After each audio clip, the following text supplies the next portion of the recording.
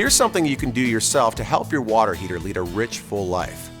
Flush your water heater once a year. Why? Calcium, rust, and sand collect in water heaters. This means they have to work harder to heat water. Flushing removes this sediment. Here's what you do. First, turn your thermostat to the vacation setting. Next, shut off the cold water supply valve.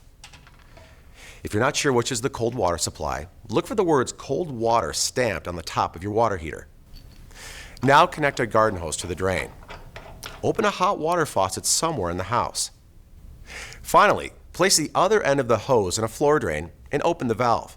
Let all the water drain out of the tank.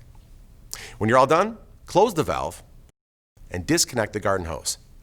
Turn off the hot water, turn your cold water supply back on, and turn your thermostat back to the temperature you want. We do have one caution though.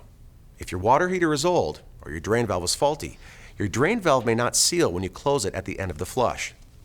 If you'd prefer that we flush as well as inspect your water heater, let us know. We'll be happy to help you out.